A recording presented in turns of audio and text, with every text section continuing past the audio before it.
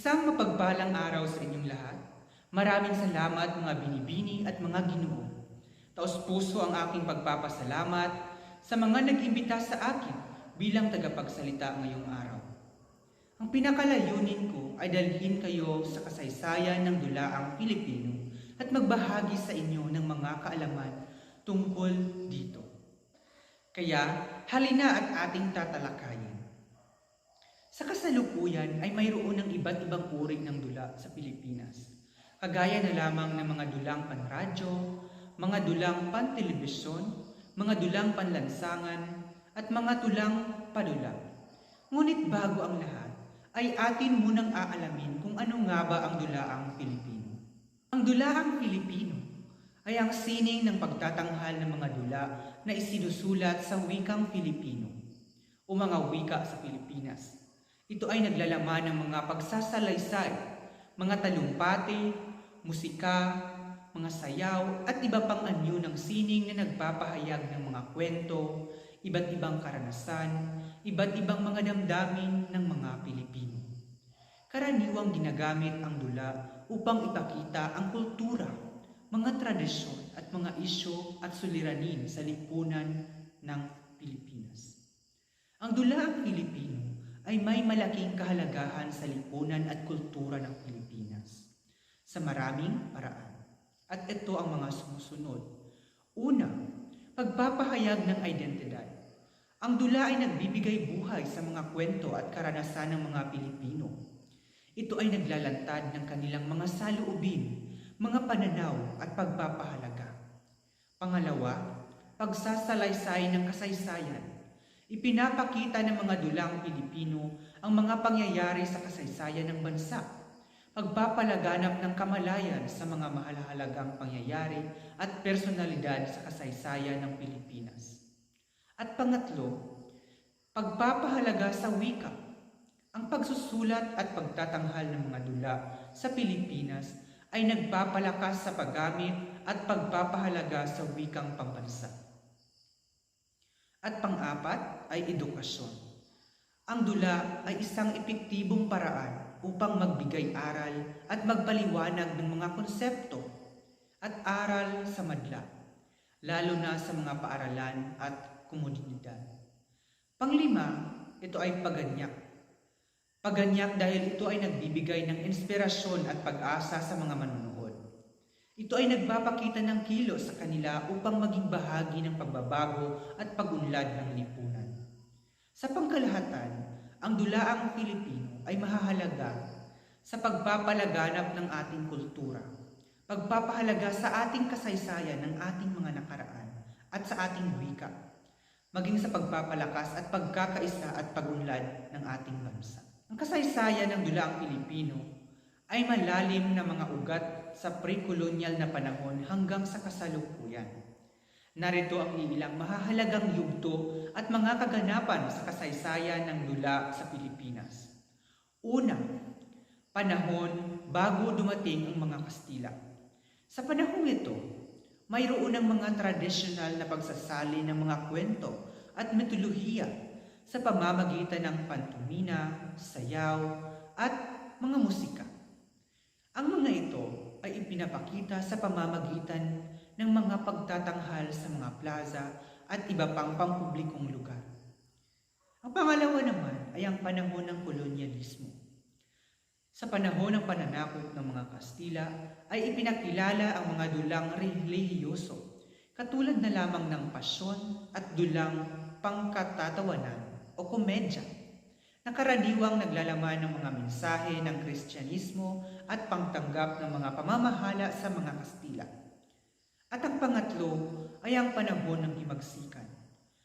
Sa panahon ng himagsikan, laban sa mga Kastila at pagsulong ng mga ideya ng kalayaan, nagkaroon ng mga dulang propagandista na nagtatanghal ng mga mensahe ng pagkakaisa, paglaban sa pang-aapi at pagpapalaya sa ating bansa. Pang-apat ay ang panahon ng kolonyalismo ng Amerikano. Sa panahon ng pananakop ng mga Amerikano ay nabigyan ng pagkakataon ang mga Pilipinong manunulat na magpahayag ng kanilang saloobin at mga ideya sa pamamagitan ng dula. Ang mga dulang ito ay naglalaman ng mga tema ng pambansang pagkakakilanlan at paglaban sa dayuhan. At sa panglima naman ay ang panahon ng ikalawang digmaang pandaigdig at panahon ng mga Hapones. Sa panahong ito ay maraming dulang nagpapakita ng kahirapan, mga pagnanakaw at paglaban sa panahon ng digmaan. Sa panahon ng kasalukuyan naman, ito ang pang-anim. Sa kasalukuyan ay patuloy ang pag-unlad ng dulaang Pilipino. May mga modernong manunulat at teatro na patuloy na naglalabas ng mga dula na tumatalakay sa mga paksang panlipunan, politikal at kultural. Sa kabuuan, ang kasaysayan ng dulaang Pilipino ay nagpapakita ng pagbabago, ng pag-unlad ng kultura ng mga Pilipino. Pati na rin ang patuloy na pagkikibaka para sa kalayaan, para sa ating karapatan at pagpapalaganap ng kultura at identidad ng bansa. Para sa mga karagdagang impormasyon tungkol sa dulaang Pilipino at tungkol sa kasaysayan nito, ang pag-usbong ng modernong dula ay nagkakaroon ng pagbabago sa anyo at mga nilalaman ng dula sa Pilipinas. Sa panahong ito ay lumitaw ang mga modernong dula na tumatalakay sa mga kontrobersyal na isyu tulad na lamang ng mga korupsyon, pang-aabuso sa kapangyarihan at kahirapan. Una, bagong teatro. Lumitaw ang kilusang bagong teatro na naglalayong ipakita ang mga isyu sa lipunan sa pamamagitan ng teatro o pagtatanghal. Ang mga dula sa panahong ito ay nakatuon sa pagsasalaysay ng mga kwento ng mga maralitang tagalungsod at mga maralitang tagabukid. Ang pangalawa naman ay pag-unlad ng sining at teknolohiya. Sa kasalukuyang panahon, patuloy ang pag-unlad at paggamit ng bagong teknolohiya sa larangan ng dulang Pilipino. Mayroong mga eksperimental na forma ng teatro tulad ng site-specific performances, immersive theater at marami pang iba. Ang pangatlo naman ay ang pagganap sa labas ng Pilipinas. Ang dulaang Pilipino ay hindi lamang limitado sa Pilipinas. May mga Pilipinong manunulat at mag-aartistang nakikipagtulungan sa mga international na produksyon at mga festival. Magdadala ng kultura at sining ng Pilipinas sa iba't ibang bahagi ng mundo. Sa pagtatalakay ng kasaysayan ng dulaang Pilipino mula sa pre-kolonyal na panahon hanggang sa kasalukuyan, mahalagang suriin ang mga mahahalagang yugto at mga kaganapan na naka-impluwensya sa pag-unlad ng sining ng dula sa Pilipinas. Ngayon naman ay ating tunghayan ang mga pangyayari tungkol sa dulaang Pilipino sa iba't ibang panahon. Noong 1950, sa taong ito ay mayroong samahan ng Manila Theater Guild ay nagpapalabas ng mga makabagong dula na hango sa mga Amerikano. Noong 1953, sa taon naman na ito, ay nakilala ang tinatawag na Arena Theater. Ng pagsasadula ay pabilog sapagkat higit na nakakatipid kaysa dating ayos ng tanghalan. Sa taon namang 1954, ito ang kauna-unahang pagkakataon ng timpalak ng Carlos Palanca sa panitikan ay nagdagdag ng isa pang sangay ng timpalak na ang pangalan ay ang timpalak ng mga dulang iisahing yugto ng Ingles at Makatagalog.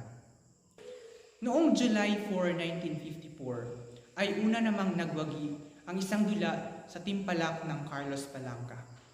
At noon namang dekada 70, ay naging puspusan ang pagtataguyod sa mga dula sapagkat itinatanghal ang mga ito sa Cultural Center of the Philippines na naging bantayong sa pagkilala sa sining Pilipino.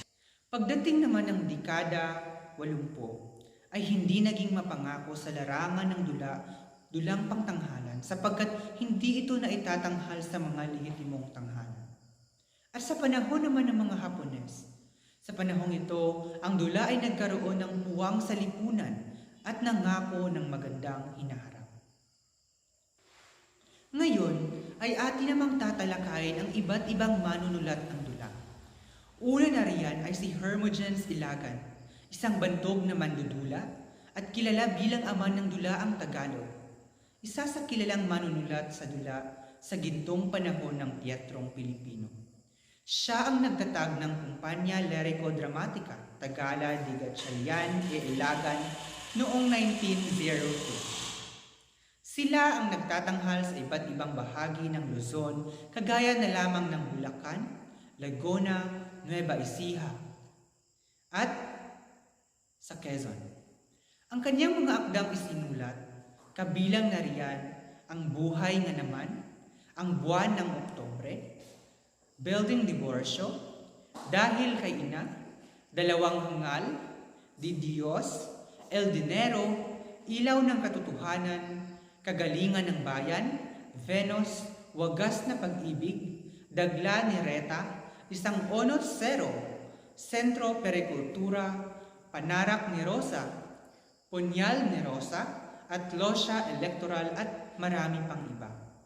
Maliban sa kanilang pangkat, ay may grupo din na nabuo na ang layunin ay ang magtanghal ng iba't ibang dula, kagaya na lamang ng pangkat ng Kalinangang Anak Pawis. Ang mga pangkat na ito ay nasa malayang pangangasiwa ng malayang pagkakaisa ng mga kabataang Pilipino at itinatag sa dekada 60. Ang samahang ito ay binubuo ng mga out-of-school youth. Ang kanilang pagtatanghal ay binubuo ng orihinal ng awiting nilalapatan ng mga sayaw at mga galaw na ginagawang mahahalagang sangkap ng kanilang palabas. Maliban riyan ay mayroon ding pangkat na tinatawag na kamangyang players. Ang mga dula na itinatanghal ng kamangyang players ay hindi isinasaayos at walang banghay.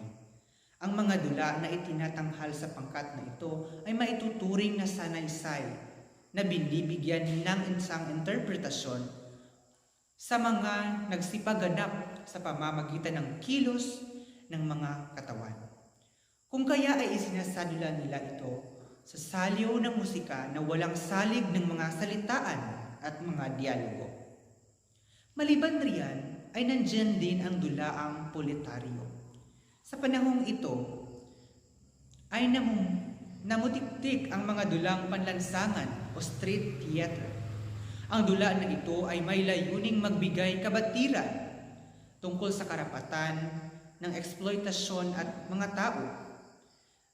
Nakikilala rin dito ang paksang pang-aapi sa kanilang mga nararanasan kung kaya't nauuso ang mga imperialismo tulad na lamang ng kapitalismo, mga feudalismo, pasismo at marami pang iba.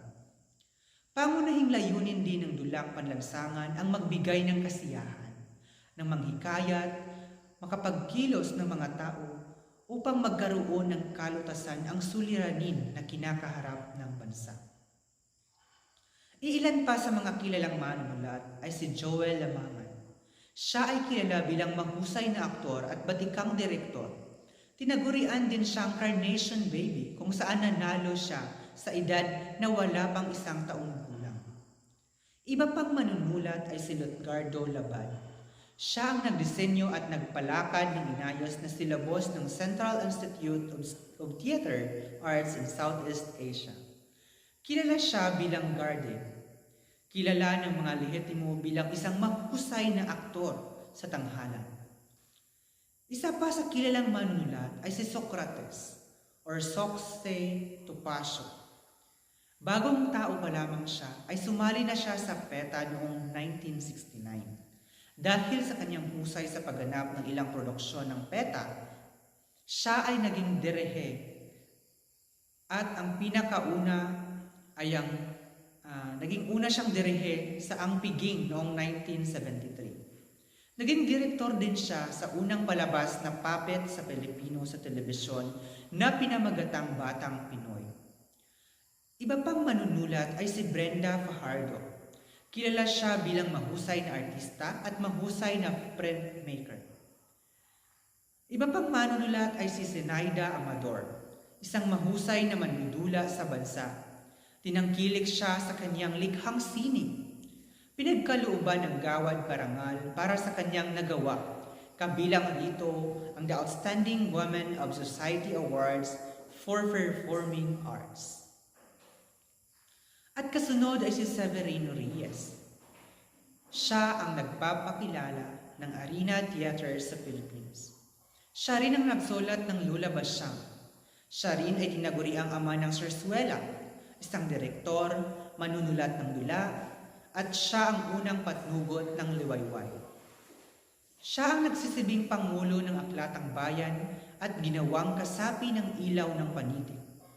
Ang kanyang mga akdang isinulat, kabilang dito ang RIP noong 1902, Walang Sugat, at Dalagang Bukid, Nasaan ang Diyos. Kasunod naman na manunulat ay kilala bilang Patricio Mariano. Siya ay mayroong sagisag panulat na Pedro Manibat. Isa sa kanyang kilalang akda ay ang Anak ng Dagat. Kasunod ay si Pascual Poblete, kilala bilang Anak Bayan, at ang kanyang sinulat ay Amor Patria. Siya rin ang nagtatag ng Oceana, Española, El Belo Sexo at Pag-ibig sa Lupang Tinubungan. Ang kasunod naman na manunulat ng dula ay si Juan K. Abad. Siya ay nakilala sa kanyang sinulat na Talikalang Ginto.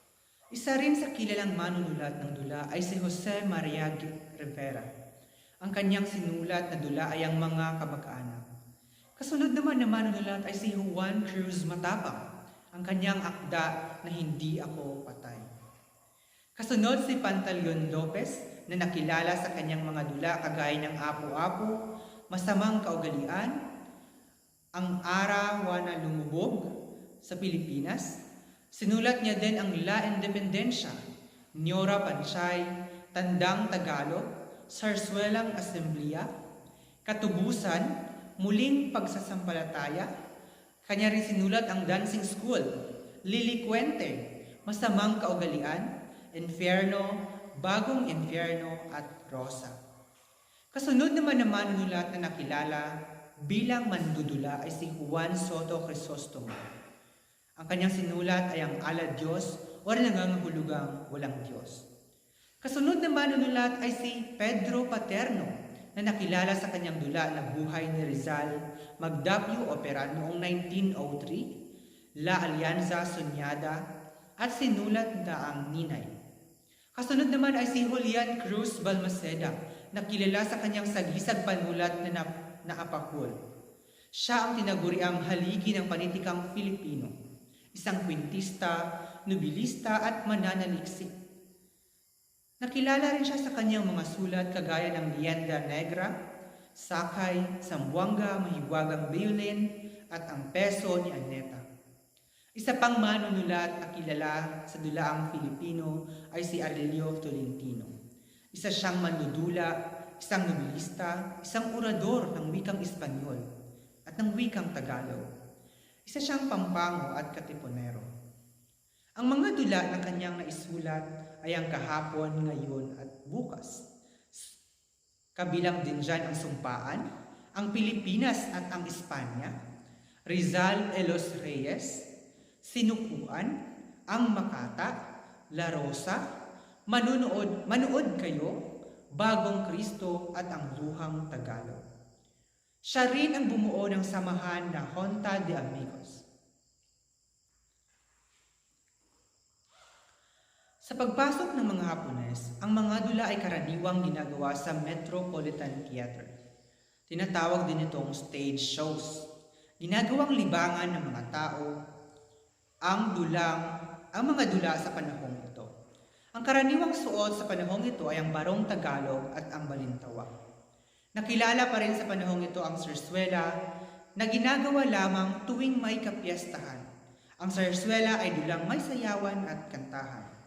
Nabibilang din dito ang mga legitimate plays at mga illegitimate. Ang panghuling manunulat ng dula na ating kikilalanin ay si Julian Cruz Balmaceda. Si Julian Cruz Balmaceda ay nakasulat ng dula na pinamagatang Sugat sa Puso noong siya'y 8 taong gulang pa lamang. Naisulat din niya ang puso ni Anita na nagkamit ng unang gantimpala. Kanya ring naisulat ang buhay ni Cordente noong taong 1899. Siya rin ang nagsulat ng Sino Ba Kayo? Solo Entre Las Sobras, Claro Recto, Bayan Ko, Kahapong Nagbabalik, Paa ng Puwago, Chaopeng, Ang Asawa ng Abogado, Sa Pula sa Puti, Martir na Gulgota, Ang Kahapong Nagbabalik, Ulilang Tahanan, Ang Bunganga ng Pating, Tumuligsa sa Osorero, Ang Tala ng Kabundukan, Kayamanang Lumilipad, General Gregorio del Pilar, Ang Hampas Lupa, Musikang Tagpi-Tagpi, at Ang Palabas ni Juan, at ang panghuli ay Anak ng Ligaw, at marami pang mga akdang dula na kanilang naisulat. Naitatag ang Dramatic Philippines ni Francisco Sisip at kabilang niya ang Narciso Pimentel, kabilang niya rin si Francisco Rodrigo, Albert Carreno at marami pang iba. Nagtatag rin siya ng Philippine Vaudeville Stars na kauna-unahang kumpanya ng Budabilista sa Maynila. Sa paglipas ng maraming panahon, ay nagbago ang anyo ng dula sa Pilipinas. Dala na rin ito sa pagbabago ng mga teknolohiya. Ngunit iisa lamang ang layunin ng mga manunulat ng mandidula. Yan ay ang aliwin ang mamamayang Pilipino at bigyan ng buhay ang ating mga kultura at ang ating kasaysayan. Maraming salamat sa inyong panonood at sana ay meron kayong natutunan.